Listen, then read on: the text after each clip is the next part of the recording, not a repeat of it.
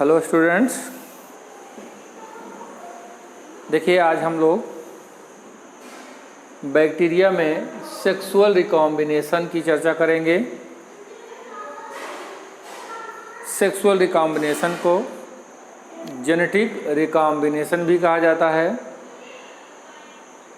ये हमको देखना है कि देखिए पिछले लेक्चर में मैंने आपको ये बता दिया था कि मोनेरा में सेक्सुअल रिप्रोडक्शन अनुपस्थित होता है, मोनेरा में सेक्सुअल रिप्रोडक्शन एब्सेंट होता है ना। सेक्सुअल रिप्रोडक्शन के स्थान पर जेनेटिक रिकॉम्बिनेशन पाया जाता है।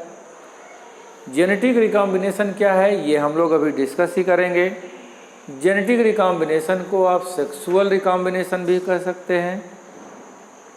ये हमें देखना है कि यहाँ पर सेक्सुअल रिप्रोडक्शन एब्सेंट है। क्यों एब्सेंट है? अब आप ये देखिए, यहाँ पर सेक्स ऑर्गन्स ये नहीं पाया जाता और यहाँ पर किसका फॉर्मेशन नहीं होता? गैमीट्स नहीं पाए जाते हैं। और यहाँ पे क्या नहीं होता है? न्यूक्लियाई फ्यूजन नहीं होता है, मतलब न्यूक्लियस फ्यूज नहीं होते हैं। ये सब कैरेक्टर्स यहाँ पर क्या होगा? एब्सेंट होता है। तो फिर होता क्या है? होता क्या है? Genetic recombination. इस जेनेटिक रिकॉम्बिनेशन को सिंपल भाषा में आप समझिए। सपोज करिए कि कोई एक बैक्टीरिया है और इस बैक्टीरिया का ये डीएनए है। ये देखिए, इस बैक्टीरिया का ये डीएनए है और दूसरा बैक्टीरिया ये है और दूसरे बैक्टीरिया का डीएनए यहाँ पे दिया है। ठीक है, तो यहाँ पे क्या हो रहा है कि एक बैक्टीरिया का जो डीएनए है उसका कोई पीस, एक छोटा सा पीस दूसरे बैक्टीरिया के यहाँ पर जो डीएनए देख रहे हैं यहाँ पर जा कर के इंटीग्रेट हो जाए, जुड़ जाए, या दूसरे बैक्टीरिया की सेल के द्वारा इसको एब्जॉर्ब कर लिया जाए, ग्रहण कर लिया जाए, तो उसी प्रोसेस को हम जेनेटिक रिकॉम्बिनेशन कहते हैं। तो जेनेटिक रिकॉम्बिनेशन की बात आपको समझ में आ गई होगी। बैक्टीरिया के जीन का, डीएनए का छोटा सा कोई पीस, पार्ट जब किसी दूसरे बैक्टीरिया द्वारा अवशोषित कर लिया जाता है या उसके डीएनए द्वारा अटैच कर लिया जाता है या उसके डीएनए में जाकर के जुड़ जाता है, तो उसी प्रक्रिया को हम जेनेटिक रिकॉम्बिनेशन कहते हैं। हिंदी में आनुवंशिक पुनर्संयोजन, क्या कहेंगे? आनुवंशिक पुनर्संयोजन कहते हैं। तो आपको डिफिनीशन समझ में आ गई होगी। अब हम बात करें कि जो ये जेनेटिक रिकॉम्बिनेशन है ये बैक्टीरिया में कितने तरह से होता है। तो बैक्टीरिया में जेनेटिक रिकॉम्बिनेशन आप ये देखेंगे 3 तरह से होता है। नंबर 1 ट्रांसफॉर्मेशन, हिंदी में इसको कहेंगे रूपांतरण। ये देखिए दूसरी बात कॉन्जुगेशन, जिसको हम हिंदी में कहेंगे संयुग्मन। तीसरी बात, तीसरा होता है ट्रांसडक्शन।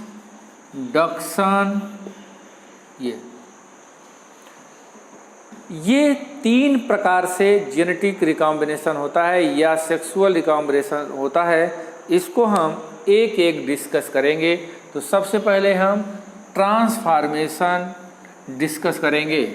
चलिए देखिए ट्रांसफॉर्मेशन क्या है। यहाँ पे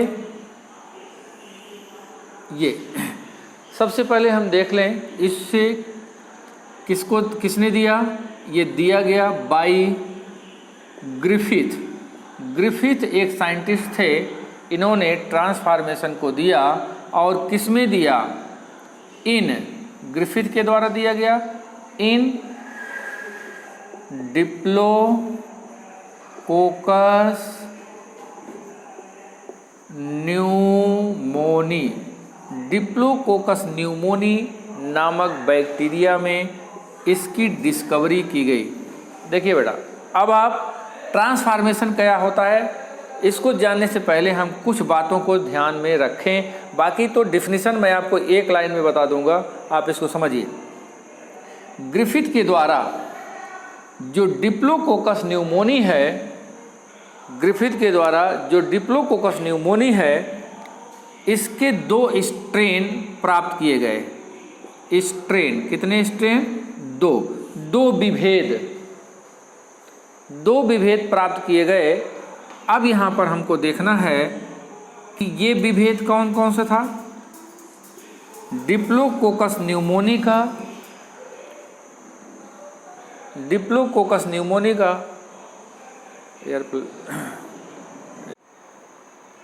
चल, तो यहाँ पर हम ये देख रहे हैं ट्रांसफॉर्मेशन को रूपांतरण कहा जा रहा है। फिर से एक बार हम देख लें। और इसको दिया किसने? ग्रिफिथ नामक साइंटिस्ट थे। और ये ग्रिफिथ ने जिस बैक्टीरिया में इसको दिया उस बैक्टीरिया का नाम है डिप्लोकोकस न्यूमोनी। और डिप्लोकोकस न्यूमोनी की 2 विभेद होते हैं, 2 स्ट्रेन होते हैं, जिनको यस थर्ड कहा जाता है और दूसरा जो है आर सेकंड कहलाता है। ये जरा ध्यान से देखिएगा। इसके 2 विभेद यस थर्ड और आर सेकंड। यस थर्ड को हम वायरुलेंट और इसको नॉन वायरुलेंट। ये देखिए, वायरुलेंट का मतलब क्या होता है? जो डिजीज काज करे। नॉन वायरुलेंट का मतलब जो डिजीज काज ना करे। ठीक है, इसका मतलब जो डिप्लोकोकस न्यूमोनी का यस थर्ड स्ट्रेन है, यह रोग उत्पन्न करता है। और रोग कौन उत्पन्न करता है? इसके द्वारा कौन सा रोग उत्पन्न होगा? न्यूमोनिया। कौन सा रोग उत्पन्न होगा? न्यूमोनिया। यस थर्ड वायरुलेंट ये बैक्टीरिया कैसा होता है? कैप्सूलेटेड। कैसा होगा? कैप्सूलेटेड। इसका मतलब इसमें कैप्सूल पाया जाता है। आप जरा यहाँ पर देखिए, जैसे सपोज करिए ये बैक्टीरिया है, इस बैक्टीरिया के अंदर ये प्रोटोप्लाज्म, जिसको हम हिंदी में जीव द्रव्य कहेंगे, और इसके चारों ओर, यहाँ पे याद रखना है, इसके चारों ओर एक कवरिंग और होगी जिसको हम कैप्सूल कहते हैं। आपको पता होगा कि स्ट्रक्चर ऑफ बैक्टीरिया के अंतर्गत इस बात को मैंने बताया था। बैक्टीरिया की जो सेल वॉल होती है, उस सेल वॉल के चारों ओर एक कवरिंग पाई जाती है, एक हार्ड कैप्सूल पाया जाता है। तो वही बात यहाँ पे कही जा रही है। यस थर्ड कैसा होता है? कैप्सूलेटेड होता है और इसके द्वारा रोग उत्पन्न होगा। कौन सा रोग उत्पन्न होगा? न्यूमोनिया होगा। और इसीलिए इसको नॉन वायरुलेंट कहेंगे। और आर सेकंड की क्या विशेषता है? यह नॉन वायरुलेंट है, अर्थात इसके या इसमें कैप्सूल नहीं पाया जाता है। तो हम ये कहेंगे ये कैसा होता है? नॉन कैप्सूलेटेड, और यह रोग उत्पन्न नहीं करता है। ओके, तो अब हम आगे देखते हैं कि ट्रांसफॉर्मेशन आया कैसे, कहाँ से आया। यहाँ पर इन्हीं दोनों स्ट्रेन बैक्टीरिया पर ग्रिफिथ ने एक्सपेरिमेंट किया। एक्सपेरिमेंट में इन्होंने क्या किया ये जरा हम देखें।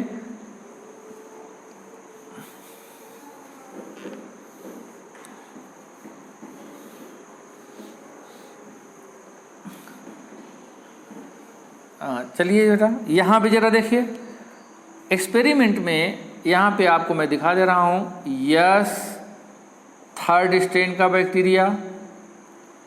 ओके, इस यस थर्ड स्ट्रेन के बैक्टीरिया यहाँ पर याद रखिएगा, ये सपोज करिए इसमें यस थर्ड का बैक्टीरिया है इस मीडियम में, और इसको यहाँ से इंजेक्शन के द्वारा, ये देखिए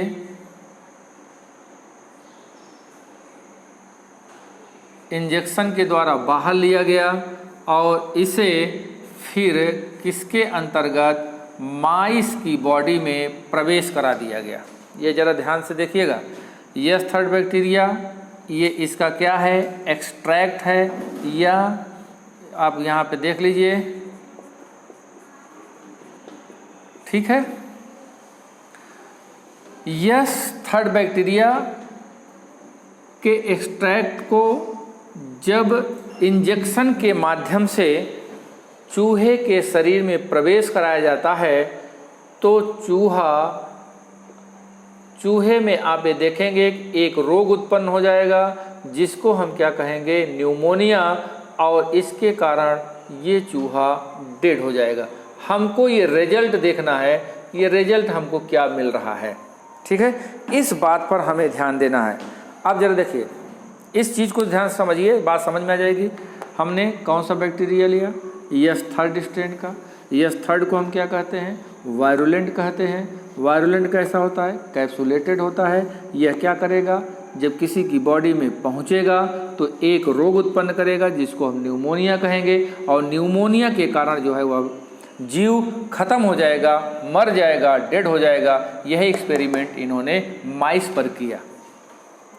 अब जरा देखिए, फिर इसके बाद इन्होंने क्या किया, आर सेकंड स्ट्रेन के बैक्टीरिया को लिया, इसके एक्सट्रैक्ट को लिया, फिर इसके बाद इन्होंने क्या किया, इंजेक्शन बनाया। इंजेक्शन बनाने के बाद फिर इन्होंने किसमें, माइस की बॉडी में प्रवेश कराया, और यहाँ पर बैक्टीरिया क्या कर रहा है, सरवाइव हो रहा है या जीवित है। क्लियर हो गया। अब आप यहाँ पे ये बात समझिए, आर सेकंड स्ट्रेन के बैक्टीरिया में कैप्सूल नहीं पाया जाता, ये नॉन वायरुलेंट होता है, ये रोग उत्पन्न नहीं करता है। जब यह चूहे के शरीर में जाएगा तो यह रोग उत्पन्न नहीं करेगा और चूहा जीवित रहेगा, उस पर कोई प्रभाव नहीं पड़ेगा। अब आगे हम जरा देखें, ये जीवित फॉर्म में है यस थर्ड। इस यस थर्ड को फिर ग्रिफिथ ने क्या किया, यस थर्ड स्ट्रेन के बैक्टीरिया को इन्होंने गर्म कर दिया। ये देखिए, गर्म करने के बाद इसके निचोड़ को इंजेक्शन के द्वारा कहाँ पे पहुँचाया गया, चूहे के शरीर में पहुँचाया गया। और जब चूहे के शरीर में पहुँचाया गया तो चूहे पर कोई असर नहीं होता है, चूहा जीवित रहता है। यहाँ पर रिजल्ट में परिवर्तन कैसे आ गया, ये चीज़ हमें देखना है। यस थर्ड अभी तक यहाँ पर कैसा था, जीवित था, यहाँ पे कैसा है, हीटेड, गरम कर दिया गया, इसको मार दिया गया। जब ये डेड हो गया तो अब चूहे की बॉडी में ये पहुँचाया गया। अब इसके द्वारा यहाँ पर रोग उत्पन्न नहीं हो रहा है। जब रोग उत्पन्न नहीं हो रहा है तो ये चूहा सरवाइव करेगा, ये मरेगा नहीं। ओके, चलिए अब यहाँ पे एक चीज़ और आपने देखिए, यहाँ पे जब यस थर्ड किस फॉर्म में है, हीटेड, ये मतलब डेड, हीटेड मतलब डेड, और इसके साथ यहाँ पर किसको मिला दिया गया, आर सेकंड, ये कैसा है, लिविंग।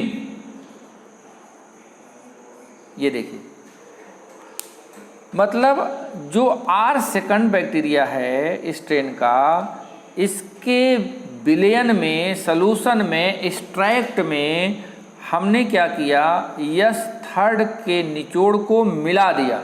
जब यस थर्ड के निचोड़ को मिला दिया और फिर इसको इंजेक्शन के माध्यम से लिया गया, चूहे के शरीर में प्रवेश कराया गया, और हम ये देखते हैं कि ये डेड हो गया। अब आप देखिए कि यहाँ पर रोग उत्पन्न करने वाला कौन है, ये।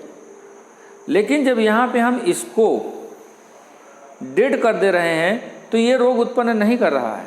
लेकिन जब इसके डेड फार्म को, मृत फार्म को R सेकंड जो कि रोग उत्पन्न नहीं करता है, इसके निचोड़ में मिला देते हैं तो यहाँ पर अब ये डेड होने लगा।